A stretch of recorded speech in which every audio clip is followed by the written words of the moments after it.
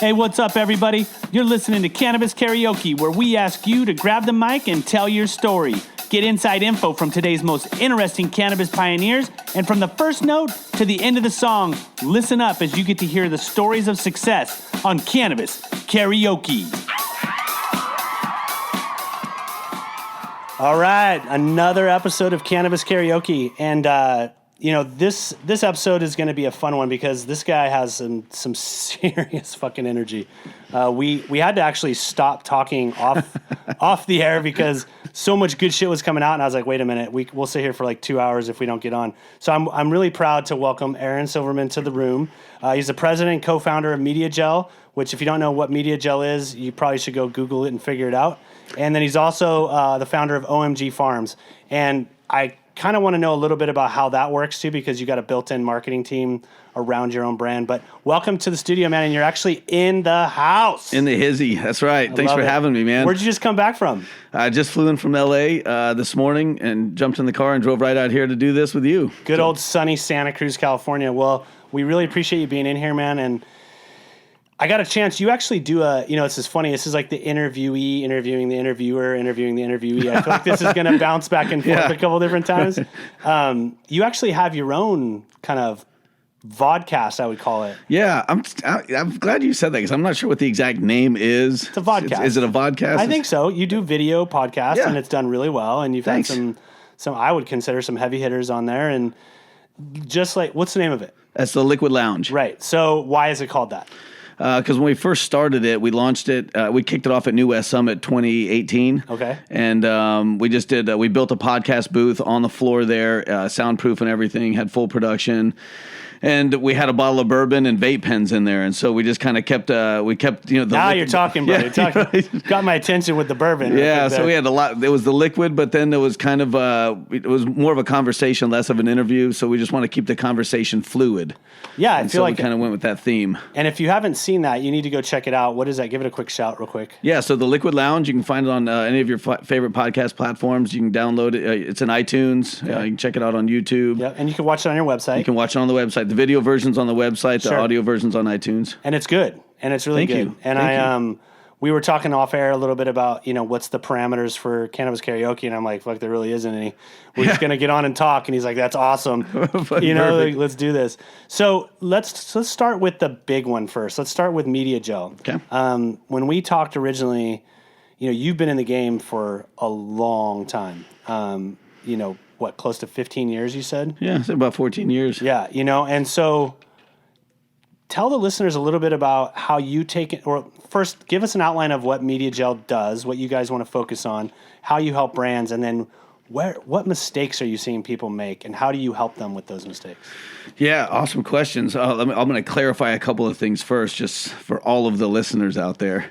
5 of them. Yeah, I know. I was and hi, babe. Yeah, right. Thanks. Shout out to our wives for listening. We make our cousins and uncles and brothers all download this shit too. So that's true. I send out Slack messages. Everybody, please go and subscribe. Download the shit, bro. Download, subscribe, and 5 stars if you don't mind. It's going to be a test. Right. Right.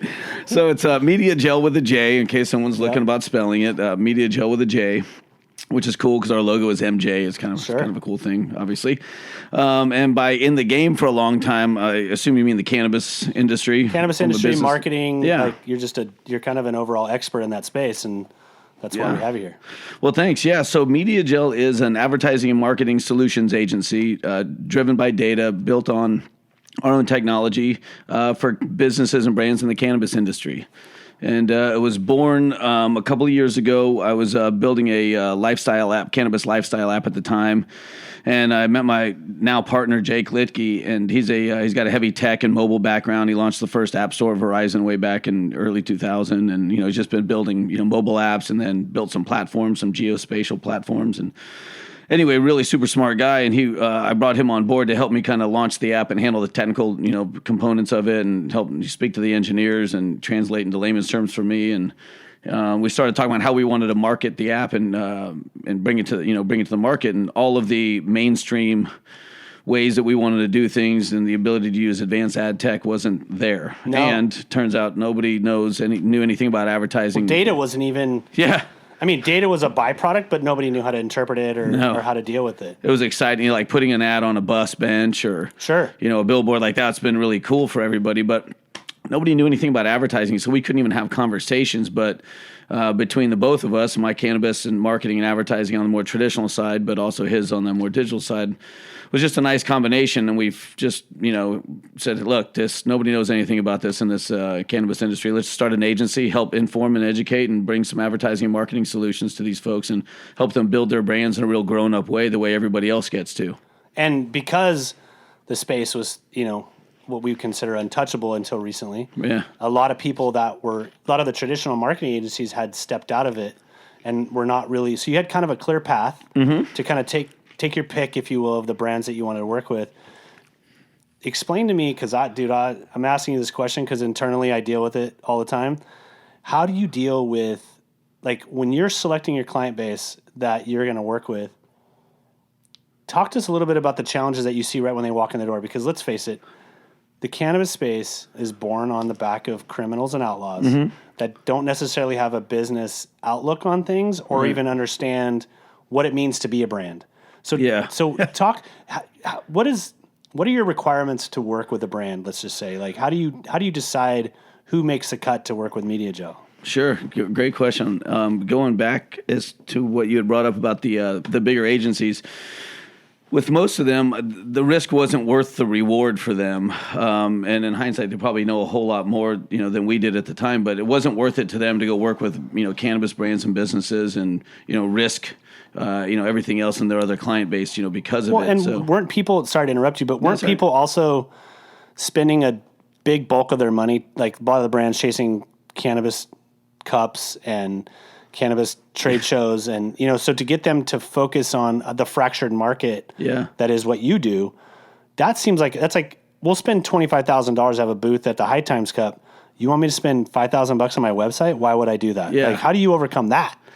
Yeah. So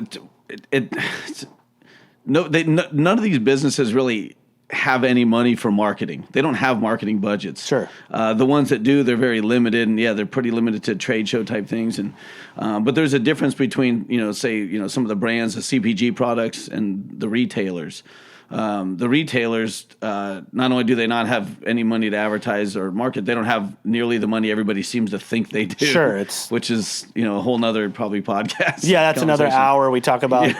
Lock yourself in a booth, put a bunch of funny money in there with one $100 bill and try to grab the 100. Right. That's about what's happening in Canada. You're getting hit in the face by a bunch of stuff, but nothing's really sticking. And still a bunch of debt too. Yeah, tons of debt. Tons of debt. So while we started trying to talk with dispensaries at first, because we have a lot of we have some technology that's really smart and allows us to long story short, we're able to help drive traffic to retailers and measure that. Well, go ahead and elaborate. I mean, unless you're going to give up some trade secrets, go ahead and elaborate a little bit on, because look, one thing that we kind of haven't set the stage of, and most people know, but some of these people that don't listen, it's not like you can't advertise on Facebook, you can't advertise on Google AdWords. There's just a lot of limitations. So one of the only ways that you can get traffic to your website is to be crafty on SEO and other mechanisms to drive awareness. Explain that a little bit, because I think that is kind of the secret sauce to any success of a cannabis business, is understanding how to work within the parameters instead of just whining about the fact that they can't do it like everybody else does. Yeah, and that's an interesting point you bring up, because I think the folks that whine about not being able to do it, or hey, we can't do this and we can't do that, those are typically I find that response more in the folks that are new to cannabis. More common than not, they haven't put together marketing budgets. They don't raise money with the idea that they're going to have to invest in their brand. They don't think like that. Well, there's this idea and that if I have cannabis on my shelves, all I got to do is open my doors. Well, that's been the biggest, I don't want to say downfall of the cannabis space, but in talking with brands and trying to understand their focus and vision, right? Coming from the traditional market of what's your vision? What do you want to have an outcome?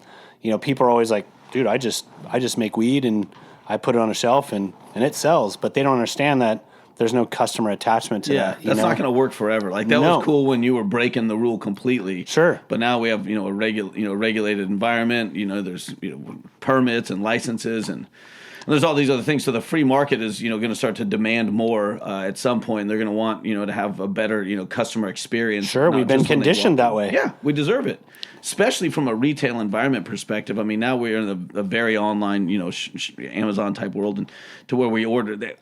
People don't really go buy things at the store unless they want right now. Right.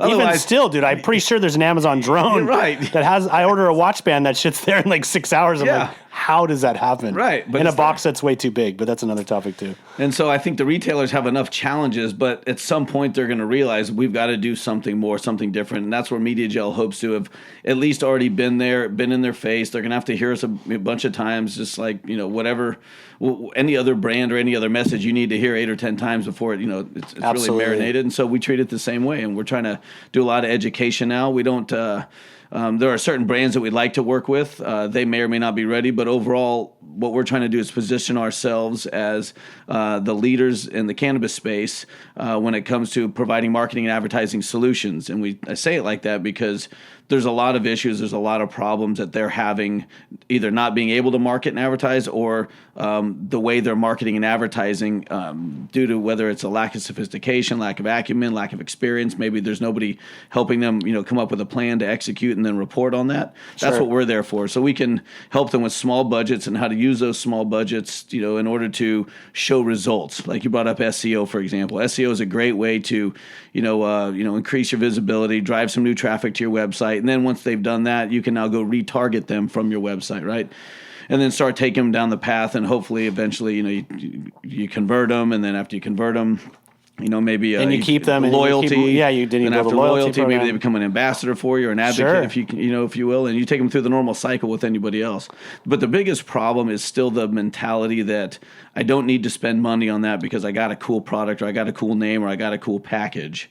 And then sometimes the idea that, hey, all right, we're going to try this, and like 3 weeks in, nothing is selling. Yeah. Well, hold on. This is what we're learning too. Is we need to help with level their expectations with what brand awareness means before you can have conversion of sales. And so helping them understand, look, we're going to spend some money, and you're not going to see shit for 2 months. Is that the normal? Because I always tell advertisers, you need you got to give something 90 days. Yeah, well, 90 days is the ideal. 120 days, and then you got to be calibrating it while you're going along to try to get what you want out of it. And you have to I always tell people, marketing is not a return on investment. No. Marketing is an expense line item. It's like buying insurance. Right. It's to promote your business. It's not like, I can't tell you how many times people ask me, what's my ROI on this? And I'm like, I don't know. What's your call to action? My job is not to deliver ROI. My job is to help you deliver the ROI that you're trying to accomplish. And you said something very, I think, poignant that I think that maybe some brands and a lot of customers don't really take into account. Packaging is one part of it. Mm-hmm. And there is a lot of reliance on we've got a really fancy package and we've got this really Gucci kind of mindset. But then are you truly connecting with that customer? Are you really, and it's a shit show out there for these dispensaries too. They're paying, they're charging these brands slotting prices and collaborative billboards and, let's co-sponsor an event. Let's do a booth. The brands are getting kind of banged up a little bit. Yeah. And the dispensaries are kind of, I don't want to say they're making out, but there's a limited amount of dispensaries in California. There's twice as many brands for every dispensary that's in existence. And these guys are getting charged. I mean, are you seeing slotting fees for some of your customers? I'm hearing stories of $5-10 a month these brands are having to pay. Yeah, especially out I live out in the Bay Area. And so where is MediaJel? So MediaJel is headquartered out in Walnut Creek, which is in the East Bay. Right. And then we've got some PR and marketing that we do out of Charlotte. Okay. I got a sales team in Denver. Nice. And then we have some engineers that work on building our own toys that we use for a lot of data, aggregation and collection. It's funny, the Bay Area, people kind of sleep on it a little bit, but when legalization took place, San Francisco, San Jose, and Santa Cruz were ahead of the curve. They were ready. The counties had it. What are you seeing out there now? So we talked a little bit about slotting fees and people getting banged up there. What do you see the next big challenges for brands as the market continues to evolve, as new dispensaries start to open? How do you future-proof some of these brands' opportunities so that, like we said, I really like the customers that have stayed with us for a better part of a year, we start to tune them in. We really start to have call to action return. We really start to have a working relationship. When you're bringing on a new brand now, because everything's evolving, what are your future-proof ideas, and how do you get them to kind of ingest that and believe in it and put forth the effort? Like, how do you get that to happen? Yeah, so separating the brands from the retailers and dispensaries, because I mean, at the end of the day, nobody walks into a liquor store and gives a shit about the owner or the store itself, right? They're here for the Corona or the Malibu rum or exactly. I don't even know why I just said Malibu rum. Like, I don't think because you're at the beach, dude. You're thinking Mai Tais and you're thinking the beach. Yeah, I get you. Like, we're going to do some Mai Tais. Yeah, or something. So they care about the brands on the shelf. So what I think is going to be paramount is that brands get on board and with investing in themselves and building their own brand. Right now it's never going to be cheaper to build your brand in the cannabis industry than it is right now. Are we running out of time though? No, brands? It's not that they're running out of time. It's just that every day or every hour, like at this moment when you and I are having this conversation, is the cheapest it's going to get for a brand to get out there and build its identity in the marketplace. It's not that it's too late. It's just going to get more and more saturated, but more importantly, it's going to get more expensive. The competition threshold is going to rise. The cost CPMs to buy an audience, you name it, it's just going to become more expensive. But it's not something that brands can avoid, and that's what they need to understand is, if you don't manage your brand, somebody else will. Well, it's life cycle, right? Yeah. Like, what do you like? Right now, it's almost like people are like, I'm in early. But sometimes when you're in early, you also leave early because you're not able to evolve and understand how the bar gets raised and how. That's what I was talking about, the future proof stuff. It's like you can do it for right now. Yeah. But what is your plans? Like, are you dealing with any brands that are considering multi-state operation? Are you dealing with, and how do you approach that? Well, the MSO thing is a little bit tricky because, I mean, right now, from an advertising perspective or marketing, I mean, dealing with CBD type stuff, you can deal with on a national scale and do some e-commerce kind of things. But with cannabis, you really can't. And so what we've done is we have a full-time counsel in-house that can always look at what publisher networks rules are, what some of these guidelines are for that advertiser, what we can do on that trade desk, let's say, or what the rules are, so that we can make sure we're protecting ourselves and our clients. So for brands, that's really important because we can help manage their dollar from an advertising perspective, but having them invest in themselves and then be able to show that what they're doing can help the bottom line of that retailer, that's going to give them a fighting chance at getting on the shelves, whether they have to pay for the space or not, or whatever's going on. Having the opportunity to put your product on the shelf is a big win, and you're going to have to invest in yourself, show the data to the retailer that you're doing that. And then once you get on the shelf, you then got to change your tune and start figuring out how to drive traffic into the store so that your brand is what's getting noticed and picked up. And translating that into data and being able to show that back to a store owner that says, hey, look, since you've carried my brand, these sort of things have happened. We can measure it. Here's the reports. Let's up the order another box. That's going to be very, very powerful. And that's what's going to create the balance of power to be shifted into the hands of the brands. And I mean that because the brands are also, controlled by the distributors. They can't get their own product there without a distributor. So the distributors are going to need to invest in the brands that they're distributing for as well as a partner. And that becomes the big word, I think, that everybody needs to start realizing that there's this unnecessary competitive sort of, attitude going on that I think is too early for the cannabis industry. I'm not trying to kumbaya the thing. I'm just saying we're just still trying to get our shit together and have people take us seriously. Right. Well, I don't know why you think you're competing with each other or need to compete with each other. I think it's a natural course of carnivorous action that takes place in an open market. But you're right. It's like, as you were saying, you mentioned distributors, like you talk about a hustle right now. Yeah. You bring me a compliance-based product that's manufactured product ready to go. I'll pick it up, drop it off, collect the money, and give it back to you, and I'm going to take a quarter. Yeah. And see you later. Yeah. So do you see distributors starting to, because, it goes back to what we said earlier, which is limited amount of retail shops, almost equal amount of distributors, almost equal amount of brands. As we start seeing more dispensaries open, how do you see the distributor game changing a little bit? That's a good question. I think the power to bring the product to the retailer lies with the distributor, but they don't quite have the relationships that they need in order to really help those brands or those manufacturers. And being willing to carry a product on your trucks is one thing, but having a relationship where you can get it placed in the market, that's another. Now, the distributor, it's not their responsibility to act as your sales. Right. But if they're a good partner, and this is what I was talking about, if you're a good partner, I think that's a good way to do business. And while we're not there yet, that's what I was talking about, competition. I just feel like bad business is competition. Not getting the right products to the right retailers is bad for the industry, and that's what we're trying to do right now is, bring a proper value to the folks that are in the dispensaries looking for a product with some level of education, some truth on a package that, builds some level of confidence to ensure that this person will have the experience that the manufacturer says they're going to have. But then there's all the other people that aren't even in cannabis yet. And that's what brands got to be thinking about. So when you brought up the future, to bring this, full circle to that, they need to be thinking about how are they going to inform the people that aren't in cannabis yet, that haven't made the canna-curious, to coin a horrible word, but no, the canna-curious or the, and I hate to say the kids because it's not about the kids, but there's a generation that is old enough now that just hasn't been exposed to it, and you need to be able to figure out how you're going to reach them in an intelligent way, in a compliant way, and help them understand what your story is, what your brand is about.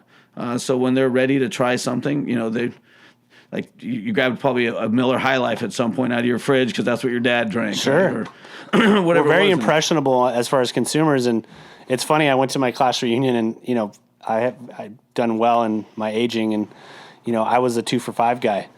Back in the day, like 2 joints for $5, and so that's 2 for $5. Oh yeah, and now I have friends that are like, "Hey man, I know you still got that deal." Well, no, going? hey man, this is how it goes. Hey man, I said, "Oh, now you want to smoke some weed?" Oh yeah. Oh, now you. Yeah. I'm not the. Now I'm the coolest guy I'm at the not party. the burnout. I'm not the surfer burnout dude because now you need some weed. I get you. That's a good transition for me because in learning everything that you've done for these brands and understanding how to drive traffic and understanding how to bring value to the dispensary and understanding how to create stickiness, the Miller High Life comment, of like you will consume what you see or is embedded.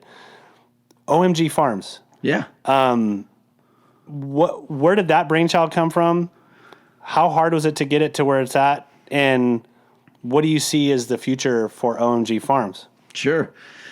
So I started OMG Farms in 2008, 2009. I was running a dispensary down in Southern California in San Diego. Yep, we talked about that. I forgot about that. Yeah, it's called Sons of Beaches. It was badass too. It was right on Mission Boulevard across from the ocean, man. Throw a rock, hit the sand. It was awesome. That's a great name. Yeah, it was a cool name. It was a cool spot. So you got shut down? Well, it didn't get shut down. I mean, the big threatening letters went out to all the landlords. Hey, we're going to repo your property. You're going to get locked up, all these things. So I told our landlord look, if anything ever comes up, I'm out quietly. No fighting, no nothing. Sure. Give me 30 days so I can unload all this to all the patients in the area and make sure they're all kind of set up before I'm out of town.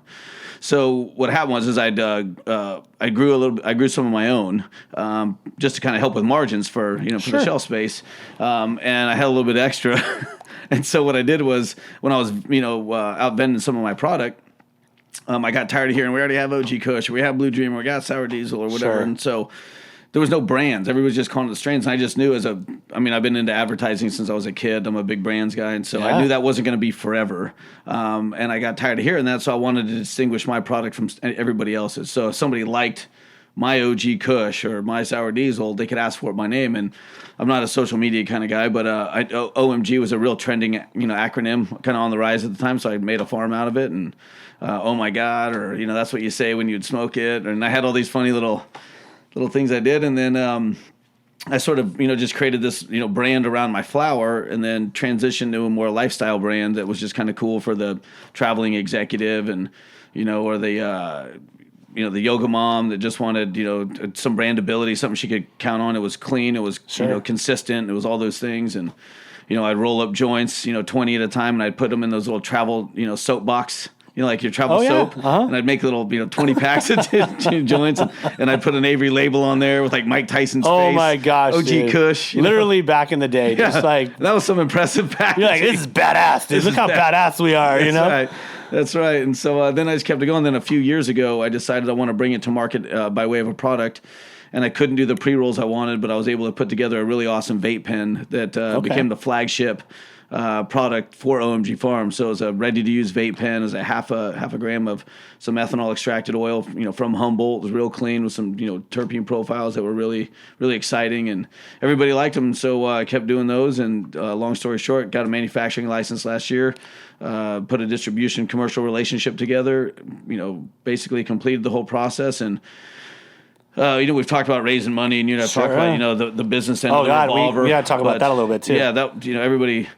It's not as easy as everybody thinks. So if you're a masochist and you want to really go out in the world and get the living shit beat out of you, or if you like eating big bowls of shit, every day, that's great. Doing your pitch and have them going, cool. So you're going to pay us to take your company? You're all, what? I don't understand what just happened here. Yeah, what just happened here? Well, congratulations on. So I sold it in February, and now I just I sold it to a company called Canibrands. Okay, and, I'm aware of those guys. Yeah, and so I was so they bought the company. We still work with them in an advisory capacity and helping them with their California strategy for the most part. And you have an unfair advantage because you know what works and what doesn't work. That's right. And so you get to build your brand. Well, I wanted to go back and say congratulations on going through that process of, people don't understand it's not just about growing the weed. It's not just about packaging the weed. It's not just about testing the weed. It's not just about packaging the weed. There's so many steps that go along the way to getting that done that it's a big deal if you can get licensed properly. I think the biggest thing that I saw when Prop 64 went down was people didn't have compliancy advisors or whatever you want to say, and fucking literally went out of business because what do you mean we can't distribute our own stuff? What do you mean we can't? What do you mean? Yeah. I don't understand. And there was a lot of rules that came down. Prop 215 allowed us to kind of run wild, like naked people running through the woods, without any real ramifications or regulations, and it was kind of all self-imposed. And then, shabam, the door came down on Prop 64. You talked about selling the brand. Congratulations on that. That's also not easy in this space. Raising money. We have plenty of time still, so I want to get back to a couple other things. But since we're traffic ahead, so since we're talking about raising money, which is really kind of ironically where our discussion initially started off, I was like, this guy can really drop some knowledge on raising money, and then you literally are a multi-podcast guy, with the amount of things that you've done. So listeners, you guys are getting a triple up for your buck right now because you're going to learn about branding, you're going to learn about starting a brand, you're going to learn about raising money, and then you're going to learn about just the overall space from somebody who's been in it for quite some time. Raising money, in the initial phases of capital, everybody was investing in manufacturing and cultivation and distribution and dispensaries. And when you jumped in and said, I need to raise some money, because everybody wants to raise money. I know people that have been perpetually raising money since their company started. Yeah. That's another problem. The life of a CEO. Yeah, but that's also another problem. At some point, you got to really be realistic and go, is this ever going to be profitable, or am I just building it to sell it? Because that's that's the other thing. Talk a little bit about your strategy when you're looking at an asset that you're wanting to fundraise around.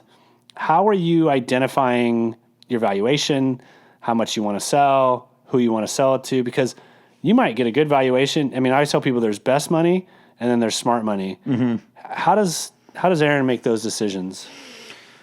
Wow. So fortunately, I'm finally in a position now where my partner, he's our CEO at MediaJel, Jake, and so he deals with the majority of the money raising now, which is a blessing. Thanks, Jake. Yeah. Shout out to Jake. Shout out to Jake. Everybody wants somebody that can raise them money or at least be accountable for it. Yeah, he's great. Being able to speak with investors and speak their language and, have answers to questions that, they deserve to have, and be able to answer them in a way that is really digestible. I think, there's the other kind of, so when I was on the money raising trail, it's easy to, I'm a passionate guy, and so and sometimes the rejection in fundraising. Dude, if you're not ready to get kicked in the balls, sometimes it's just and both hands in your pocket, and they pull your pants down and your shirt over your head. Yeah, if you're not, if that's something that might change your mood, you might not want to raise money. So, learning how to be able to deal with that a lot and just sort of swallow it, like a shit burger and take it down. But it was one of those. I started raising money for the first time. I think it was about 2014 or 2015. You know, I'd started a little company. I needed to raise some money around it, and I spent more time defending valuation than I cared to. And the truth is they were all fucking right. Like, how'd you get this valuation? Hallelujah. They were all right. Like, yes. How do you get this valuation? I don't fucking know. I mean, I closed my eyes, I put some numbers on a wall, and I threw a dart. Yeah. I don't know. Like, a company sold for this, and I figure that we got a little bit of this, and if we win this, there's some value, and let's put some projected multiples on it that are reasonable between us, and do that. And so they were right. It was just frustrating, but we did it, and then with OMG Farms, it was very slow to come, so it was really difficult to get to where I knew we were capable of getting. But without having enough resources, both capital and human, it's impossible to get there. And then you keep thinking, well, once we get this, or once we accomplish that, or once we hit that milestone, it ought to just be easy. I mean, I earned a manufacturing license in California, 2 months. I think we got it. It was in March of 2018. So yeah, you're fresh. Yeah, fresh, right? A few months in. I don't know. I would have these conversations with these, investors or interested investors, we'll call them, and they'd ask all these questions. Look, here's the deal, and finally you start to become very direct because time is an asset. Yeah, it's the hugest asset you have. It's the hugest one, right? And so it finally got to the point where I was like, look, I need to get to a fast no with you. So here's the deal. I've earned a license to manufacture weed in the 6th largest economy on the planet. And I've got a proof of concept. I've got an entire relationship built up with manufacturers, oil providers, and a distributor. It's all commercialized. It's in the writing. All we need is some money to bring the product to the market, advertise, hire some people, do some marketing, and stay on top of the holy shit, the industry changed. That just cost us $50,000, but it didn't hurt us. Absolutely. Are you interested in investing in that little situation I just described? No, that's not for you. No, all right. No problem. No problem. I got to go. Because you got to be willing to, if you don't like to gamble, don't invest in the industry. No. And if you're not, if you're going to miss a meal over, losing 50 or 100K, definitely don't invest in the industry. Yes. And if you go to Vegas with the idea of sitting down at a table and asking for some guarantees from the dealer in front of you, you're playing the wrong fucking game. That's what this is. There are no guarantees. The industry itself is a startup.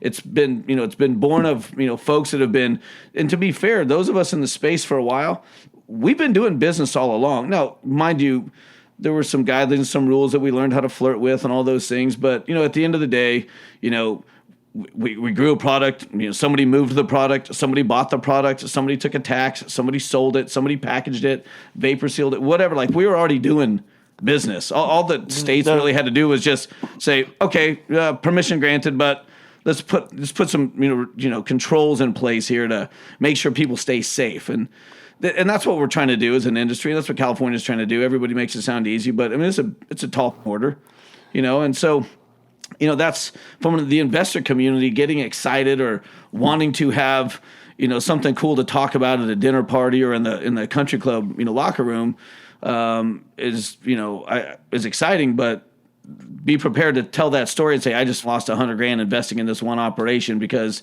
I didn't realize that, they were too close to a school, or I didn't realize they under projected. Yeah. I think one of the challenges that I see, because we're on the money train, we go on and off the money train, and, I'm like you, man.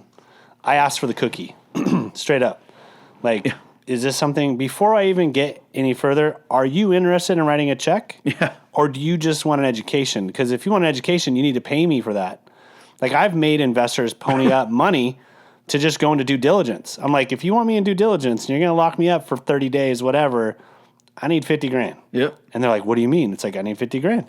Why do you need $50,000? Because you're taking me offline. Yeah, there's a good opportunity cost. You know what that is, Mr. Business Guy. Yeah, there's just as much fuckery on the investor side as there is on the investee side. That's right. And I think from what I was hearing you say was, be prepared to be told everything that you're saying is fucking bullshit. Right. Because you're inebriated on your own bullshit. Yeah. And you need to be able to understand the reality of what it is. That's the hardest thing. I'm assuming were you solely owned by yourself with OMG Farms, or did you have investors? No, I raised money. Yeah, I had investors. So, I don't know if they got out whole or not, but how do you have that, like, maybe not your story, but there's that story where, hey, it was a success. Wasn't quite the success we all thought it was going to be. How do you give the news to someone and say, hey, you gave me $100,000, here's 60. Thanks.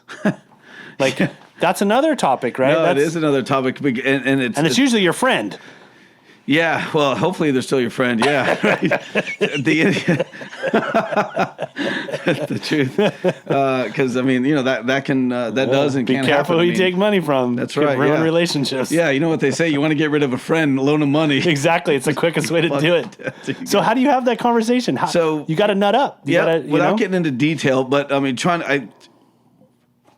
you got to be ethical about it. You got to be realistic. You got to be able to be willing to, be transparent about, hey, look, there's no guarantees, and you can keep restating that all you want, but that still doesn't mean anything. They don't hear it. They don't hear it. And the truth is the exits that are happening, other than the big ones you hear for a bunch of cash, and like there's a handful. The truth somebody got roasted though along the way. Yeah, somebody got roasted. Yeah, and a lot of them are paper. You're getting a bunch of stock in another company because that other company has resources to do things for your business that you failed to acquire. And so the idea that someone else can come in, put some resources in, they might take some controls, they might apply some acumen or some experience that you don't have but desperately need. And you also got to be willing to be able to say, hey, in order to protect your investment or give it a chance to be as awesome as we all want it to be, I got to let go a little bit. Yes. Or I got to be willing to give up and let someone else step in, and it's somewhat humbling, and you got to be selfless about that decision and know that when the opportunity comes and you've got a choice to make as the fearless leader, are you able to hand the keys of the car over to someone else that might be a better driver? They can afford to put gas in more frequently, and they don't have to make as many stops for repairs that will really hold up the journey. They're already set. The tank is full. They got their buddy who plays guitar for the road trip, and this guy will roll a joint, and I'll drive. And that's really how the caravan needs to go. And you need to be aware as a leader when it's time to make that decision. I want to speak to that real quick, if I may. I would so. If you're raising money, right, it's not your baby anymore, because now you have a fiduciary obligation to the people that gave you money. So that's the first release you have to do. Yep. Now you're not making you can always, as the boss man, make decisions that are best for you, but you damn well better be making decisions that are the best for the people that believed enough in you to give you that money, whether you make them whole or not. What I heard you just say, and what I want to just reiterate is, you got to know what position you play. If you're a fucking badass designated hitter and you're the CEO, you probably want to find a CEO that's a pitcher. I'm using baseball analogies. No, but I got you. You know what I mean? Like, you can't play every position. Like, no. if every time you've had success, you've played that position, it is not going to be any different in this particular situation. And I think that goes hand in glove when you're looking for money, that you have to say, we want to buy some human capital, and this is who we want to buy and why we want to buy them. And that's where the ego and the humble component come in, because not a lot of people can look themselves in the mirror and say, I'm not the guy to take this thing to the next level. Yeah, or to do the role. The truth is so I've been a CEO a couple of times between a couple of my companies I started, and I was the CEO of MediaJel at first, until we finally got to a point where we not only were going to go out and raise some real capital, but we had, there's technical components to our business model. There's this data thing, and then we got all these other cool things. We're more of an ancillary business, and a lot of our value, was being placed and put into things that I wasn't the expert on. Now, while I could, I'm a quick study, and I'm pretty good on stage and all these things. Sure, you can muscle through it. I can muscle through it. I shouldn't have to. Well, that's the point. And if you got to muscle through your job or your role, then you're in the wrong one. Jake, who I've mentioned, much better CEO, much more articulate with the types of things, that, investors want to hear, and shareholders for that matter. And as much as I'd like to be that guy sometimes, I'm not right now. I'm better at other things. I love being our president, the face and the voice. That's what I was going to say. I cover all information. I know enough about everything we do, and I a lot more than most, and I have a passionate and excited way about conveying that, and I'm doing what I feel like nobody is better at than me. And I like that. And if there is someone that comes along that's better at it than me, then great. I need another mentor. This is what I do, and I believe I'm going to do this better than anybody else. And I hire people and partner with people that are absolutely better at what they do than I could ever be. And I think that's probably the most poignant thing to take away from those comments that you just made, is because a lot of times people associate being the CEO with being the face of the company. Right. And a lot of times that's not the case. A lot of times you can be the face of the company, but you need somebody that's a little bit better on the back end that's going to make sure you cover your ass and makes the decisions that are pertinent to what you're trying to accomplish. There's a difference between very rarely do you have a hybrid CEO and face of the company that can make that work, because you need an ego to be the face of the company. Yeah, but a little bit too big of an ego. You're not a CEO. You're not a CEO. You're the asshole of the company, and everybody looks at your company through that lens. Right? Yep. That's definitely a takeaway for sure, because we've all met those people that you're like, usually the CEO is not I don't want to say not the face of the company, but they're the one that gets down to business. They're the one that interfaces with the investors. They're ultimately the point of the ship, what they call that, the stern of the ship, I guess, maybe. Yeah. I'm probably wrong, but they're the one that's... bow, maybe? I don't know. They're the one that's taking all the shit straight in the face, you know what I mean? And so our job is to be there to be as supportive of them as we possibly can, while still not compromising the rest of the business. At what point... the number one job is the number two guy. That's right. I mean, it's like, at the same time, what happens when... I think you said there's guarantees, and dude, I used an analogy the other day for someone. We were talking, and they're like, "Well, can we get this and can we do that?" And I said, "Man, I'm going to break it down really easy for you. If you think if you're going to have bareback sex, and you think you're not going to potentially get an STD, right? You're fucking out of your mind. Yeah, you know what I mean. So it's the same thing. It's like some of it you have to let go. What happens when you sell your company and you watch it go off in the sunset? Like, how does that feel? Not maybe bittersweet. It's kind of it's like sending your kid to college, right? Yeah. Well, I don't know. I'm about to do that in 2 weeks. So my oldest is going to college, and we'll see. What's great, fortunately for her, she already knows everything. So yeah, of course, it's going to be nice and easy for her. She knows everything. Walk in the park. Yeah, and I don't know shit. So, of course, this. So it'll be a fun 5 years for her. Yeah. So she hits about 23, 24 and goes, "Oh, shit. Fuck, I don't know anything." Yeah, Dad, I just spent 5 years learning. I'm sorry. Yeah, I took a natural disasters class. I know more about hurricanes than I do how to bounce. 4 years of counseling. I'm running around going, "Where's my fucking pen?" Right. And my son's like, "Here it is, it's in the couch." Then your wife looks at you like, "Really?" Yeah, really? Yeah. Unfortunately, fortunately, my wife loves the flowers. So, and part of the reason I'm in the industry, she had a brain tumor, and so she lost her sense of smell.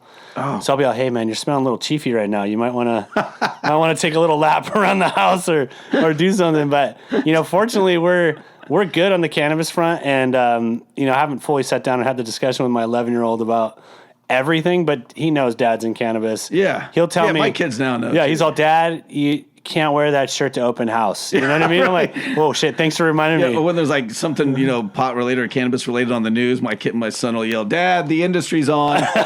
That's what they call it, the industry. Well, and that's funny. I think the catch for me was like, I coach Little League. Yeah, me too. And I'm like coaching Little League, and these real estate dads or whomever is like, and shout out to you, I'm not throwing shade, but they're like, "Hey man, come here real quick.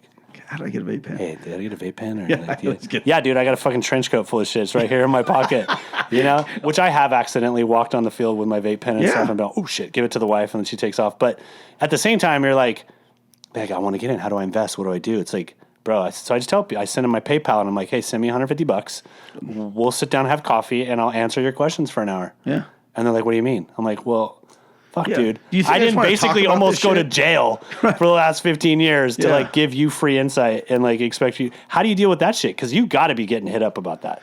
Oh, I do all the time. And obviously now more in the last few years that we've been able to kind of come out of our cannabis closet, if you will. And, sure. We're not quite getting invited to career day yet, but soon enough. Soon enough. How to build a cultivation. Yeah. End of the year. "Hey, it's up. I just want you to know I smoke the weed too." You're all, okay. All right. Awesome. Here we go. Let's do this. Yeah. Cannabis, I want to, while we have a little bit of time left, I want to talk a little bit about that out of the cannabis closet, because I think that's a funny story. Lots of people in the space go in stealth mode on LinkedIn. Like when I see someone that friends me in LinkedIn and they've had like a storied past of like either Wall Street or corporate business, but they're currently in stealth mode. I'm like, motherfucker, you're in cannabis. Just admit it. You're not going to hell for it. It's okay. Yeah, right. That's gone away. I did get yelled at when I first came out there. You're crazy. You're never getting a job. When did you decide to come? Like, I mean, obviously we came out really early as, people that were moving packs, but how did you decide to finally go, thunk, this is what I'm doing? As in, like, working in cannabis full time? I'm just letting everybody know. Fuck it. Like, people ask me at every event, like, what do you do? I'm in cannabis. Yeah. I'd say, what? Had to been when you had sons of beaches. Well, so, I mean, so you have two different classes of friends. There's the people that know what you do. Sure. Yeah. Because I'm driving to and from San Diego twice a week. And you grow a little pot and, you whether you smoke it or just move it, you smell like it. Sure. And so there was the people that just knew that I worked in the industry, and you'd keep it as compliant and you talk about as little as possible. But then there's all the other folks that don't know. And, so instead of talking about, running a dispensary, you say, I work, I have a clothing line or something, or whatever. I'm in farming. Yeah. Or I do events or some bullshit.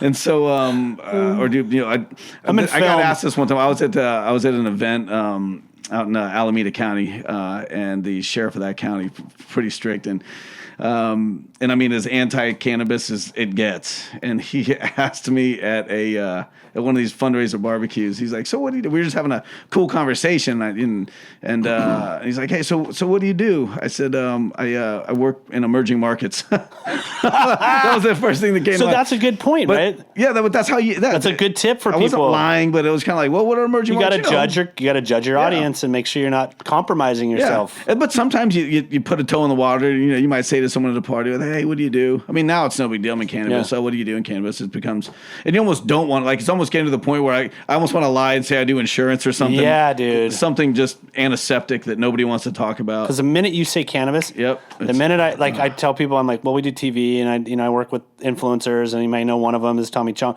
Boom, that's it, dude. Like the next, that person's stuck to me for the rest of the night. And so I'm saying, like, I like that tip of I'm in emerging markets. I wrote that down. I'm gonna use that. I'm in emerging markets. Right. Let's go for it. That's what it is.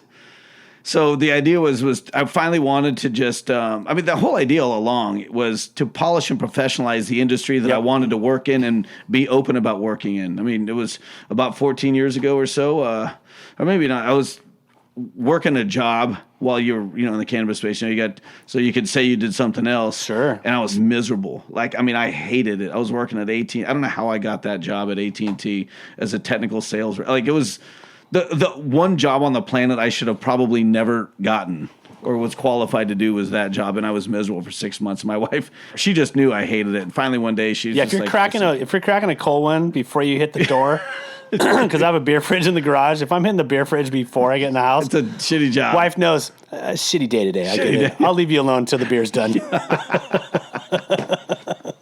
And that was it. And so she looked at me and she goes, "You got to stop working for other people. It's not good for you." And I wasn't made to really work for I was made to work for folks that I respected and wanted to learn from and be mentored by, because then I would just, shut the fuck up and get everything out of it I could. But I've always seen myself running my own thing or building my own thing and, being successful that way. Whether or not it was going to work, we're still learning. Hopefully I got a few hits in me, but I know what wasn't working. And that was me working for folks or doing jobs that I didn't want to do, or I could do them better than the person that was in charge of me doing it. And that was just a matter of time before that was a recipe for disaster. And then you're like, I did your job. I'm going to go home now. I'm going to go do something else. That was always my challenge, because I always worked for myself too. And then a couple times I worked for other people, there's this like butt in the seat mentality where it's like, you need to be here at 8 a.m. You need to be here till 6 p.m. And I'm like, but I fucking did my job already. I'm done. I'm going to go surfing, or I'm going to go do whatever. I'm going to go do something else. Right. I think that's the problem that guys like yourself have, where you need to remain challenged at all times, and you need to remain captivated at all times, or you're going to be looking for something else to do, because that's just the nature of the hustle. Yeah. Dude, I feel like we could keep talking for hours and hours. We got to do this again. Yes, we will. And I'm looking forward to, so as we close up, talk about where you're going to be coming up shortly with MediaJel and New West Summit. Talk a little bit about that. Do some social shout outs, and then we'll wrap this up and let you get on the freeway. Right on. Well, so coming up October 10th and 11th, New West Summit 5. It's out in San Francisco, back home where it all began. We are really excited this year. We partnered up with New West Summit. We are the exclusive media partner and a platinum sponsor. So we will be on location at New West doing our podcast at Liquid Lounge. I've got another show that we're going to be introducing as well. Stay tuned for that. It'll be kind of cool. Nice. And interviewing some of the industry's greatest leaders and brightest minds. And I'm hoping that you'll come on the set as well, if not before then. Oh, I'd love to, man. And then that night you'll be able to buy tickets. Be on the lookout for that for our official kickoff party. This will be our second round doing this. We rented out MediaJel's throwing a party at City Nights in San Francisco. We'll have some musical entertainment, some great cool things happening. It'll be a great theme. And from a social standpoint, check out our blogs and stuff on LinkedIn. Visit our website, MediaJel, that's JEL.com. You can see the video version of our blogs.